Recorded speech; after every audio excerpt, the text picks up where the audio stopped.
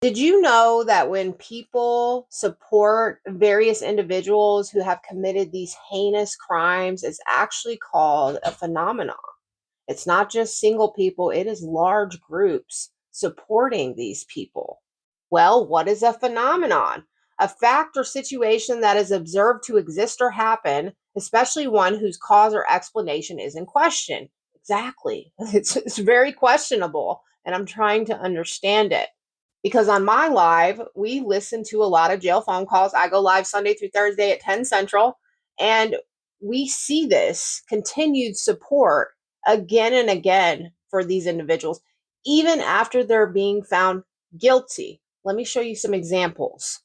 Diane Downs. She has never struggled with getting attention, especially from males. So much so that she was pregnant during her murder trial of her children. Well, only one child passed, but she did try to kill them all. The other thing that is interesting about this phenomenon is the support from their families.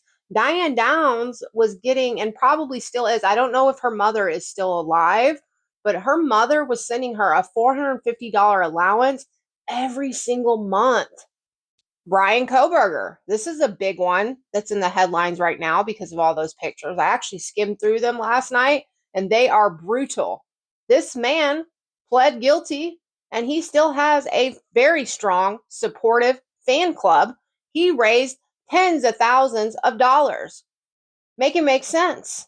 Now, before I get into Wade Wilson, I just want to give Ashley Banfield her flowers. I love her. She's such an inspiration to women that are in true crime. One disappointment I had was the interview that she did with Gypsy Rose Blanchard. I wish she would put out more about the Gypsy Rose Blanchard case with the updated information that we have. Wade Wilson is who we are actively listening to phone calls on my live, and listening to him talk to these people that support him blindly is mind-blowing. So tomorrow at 10 Central, we'll pick up where we left off. If you haven't came to my lives, definitely come check it out. If that face is lit up, I'm live. This man has raised more than Brian Koberger, but I don't think he got the funds from all the like GoFundMe's that I seen. They were shut down. He has men and women supporters that would probably give their own lives for them. In fact, one of Wade's wives even passed away, unfortunately. Yeah, Wade's wives, they have their own name and everything. Why would you support a man that the whole public heard on a phone call, him admitting to what he did? He's admitted to doing it multiple times, and they're raising money for him. He has an appeal coming up on February 5th because he no longer wants the death penalty. My personal least favorite of all, Gypsy Rose Blanchard. She has so much support currently that she has 9 million followers on TikTok. The people go gaga over her as if she's a part of a boy band. Thousands of people signed petitions for her to get paroled at her first parole hearing, which she did. To this very day, maybe even this morning, she still has people gifting her hundreds and hundreds of dollars on TikTok Live. She has massive groups that support her on Book of Faces. And there's even this little clan of people on TikTok that stand by her side. And I guess you could call it her safe space. Someone who murdered their mother. So I want us to read a little bit into just what the AI pulls up about the psychology of it all. The first word that comes up is that hybristophilia word, which has actually came up quite a bit in the Gypsy Rose Blanchard case. This is something that somebody was searching. I believe that was in the search history. The Bonnie and Clyde reference, the sexual and intense romantic fascination with individuals who have committed crimes. We see it. It's so prominent.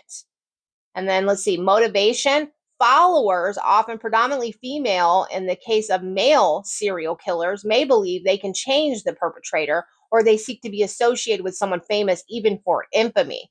For clout, people want to be close to like Gypsy Rose Blanchard for clout reasons. Vicarious thrill. Establishing a relationship with a high-profile criminal allows fans to feel special or gain a sense of power and excitement, sometimes referred to as a vicarious thrill. So true.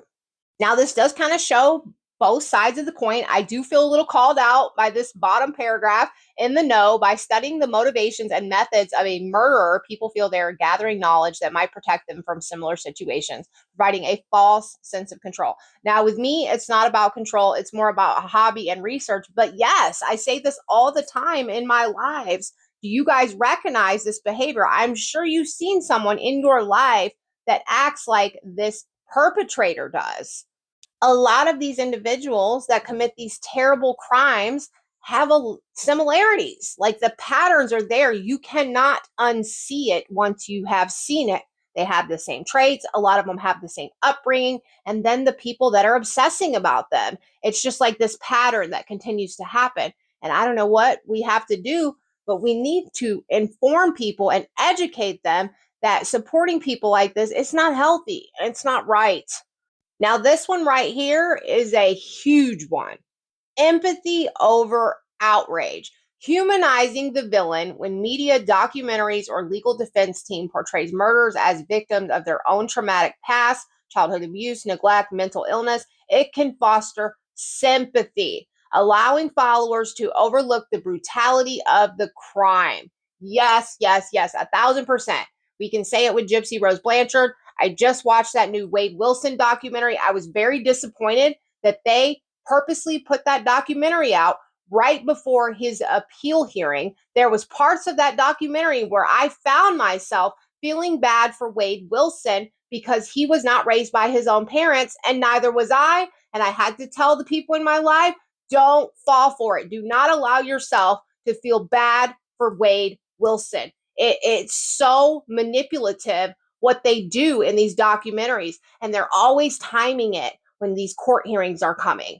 This is another one that's massive in the Gypsy Rose Blanchard case. Redemption narratives. People are naturally drawn to stories of change, and when criminals express remorse or a turnaround story, some followers feel compelled to offer support. And I'm not talking about the remorse, I'm talking about this big, massive turnaround story, this big facade that is going on with Gypsy Rose Manson. How about accountability issues? Oh, it's not their fault. They went through this. It's never their fault. Blaming external factors. Followers might blame society, unfair circumstances, or systemic failures rather than the offender, casting the killer as a misunderstood product of their environment. We're going to stop here, and I hope you're catching my drift. And yes, life is hard, but it doesn't give you the right to murder somebody else. There is a difference between what happens in a lot of these cases and self-defense. And Gypsy Rose Blanchard was not acting in self-defense. As always, thank you for watching. Please like, follow, reshare, and comment to keep this conversation going. What is the most interesting part to you when it comes to people supporting murderers?